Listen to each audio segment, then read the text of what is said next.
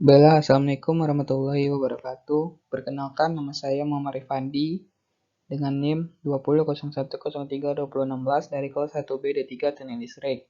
Di kesempatan kali ini saya akan membahas sedikit tentang faktor daya.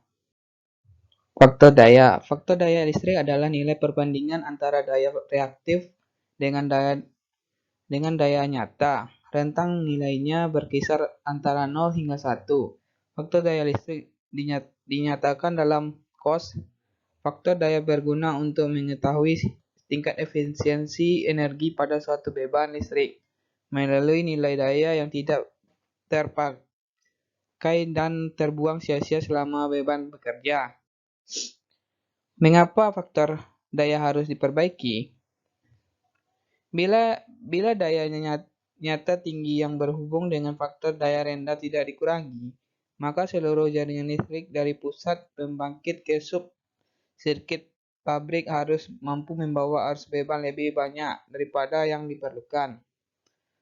Untuk alasan ini, otoritas penyediaan listrik memasukkan ketentuan tagihan yang berhubungan dengan besarnya operasi faktor daya yang tinggi pada komersial dan industri.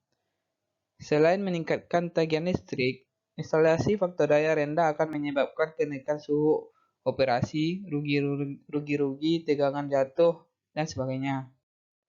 Apabila kapasitor daya ditambahkan ke sebuah jaringan yang memiliki harmonik, maka level harmonik harus dianalisis terlebih dahulu. Alasannya agar dapat diambil tindakan yang lebih tepat. Bermacam-macam efek harmonik di sistem yang berbeda-beda menyebabkan kesulitan memprediksi apabila situasi berbahaya yang akan terjadi.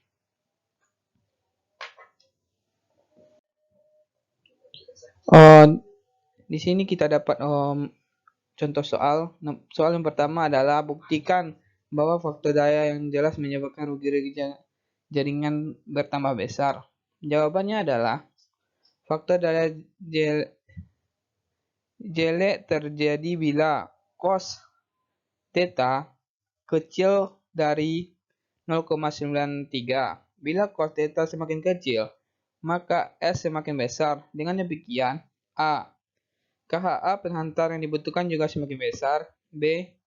Beban tagihan rekening listrik juga semakin besar karena rekening listrik dihitung per VAA. 2.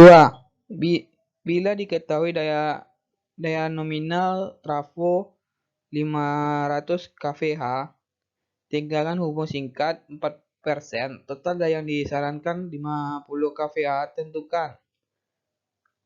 Jawabnya adalah A. PCS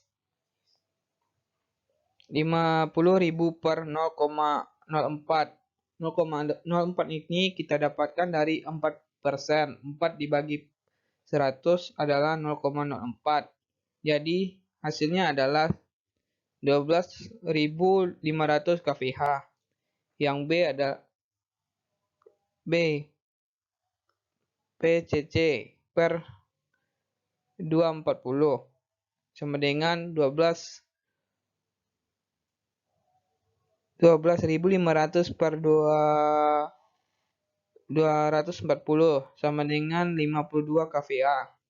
Bila daya yang diserahkan 550 kVH, maka nilai ini lebih kecil dari rasio 5 cc per 240. Dengan demikian digunakan solusi ke-1, kapasitor normal. Soal nomor 3. Bila diketahui bahwa daya nominal trafo 100 kVA, tegangan hubung singkat adalah 4%, total daya yang disearahkan 150 kVA, tentukan 1. Daya hubung singkat atau PSC.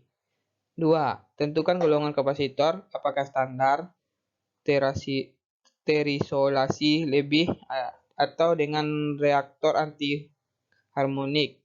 Jawabnya adalah kita akan mencari PSC dulu.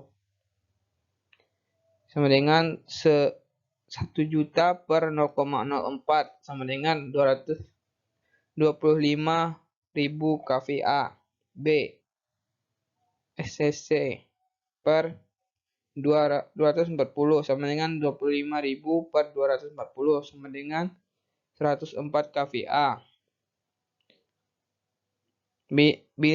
Kesimpulannya adalah bila daya yang diserapkan adalah 150 kVA, maka nilai ini lebih kecil dari rasio SCC per 240. Dengan demikian digunakan solusi kedua, yaitu kapasitor terisolasi lebih. 4. Bila diketahui bila daya nominal trafo 630 kVA, tegangan hubung singkat 4%, total daya yang disarankan 200 kVA, tentukan. Jawabannya adalah A. PCS sama dengan 630.000 per 0,04 sama dengan 15.750 kVA. B. SCC per 120 sama dengan 15.750 per 120 sama dengan 132 kVA. Kesimpulannya, bila daya yang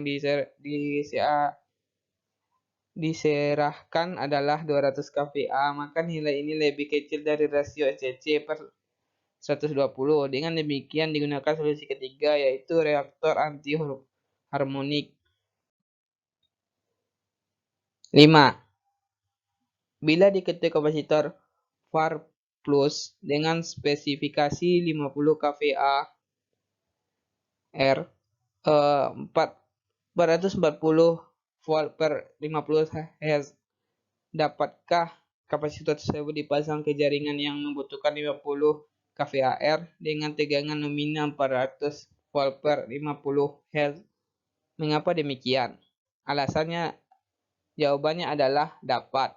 Alasannya, karena 50 kVAR per 440 volt menunjukkan tegangan isolator kapasitor, asalkan tegangan nominal jaringannya adalah 400 volt. Konsekuensinya, semakin tinggi tegangan isolasi kapasitor yang dipasang, maka dari segi ekonomi harga kapasitor semakin mahal. Dengan demikian, apabila tegangan nominal jaringan adalah 400 volt, maka harus dipilih tegangan isolasi kapasitor 400 volt juga. Oh, baiklah. Mungkin hanya itu yang dapat saya sampaikan. Jika ada kata-kata yang salah, saya mohon maaf. Saya sudahi dengan Assalamualaikum warahmatullahi wabarakatuh.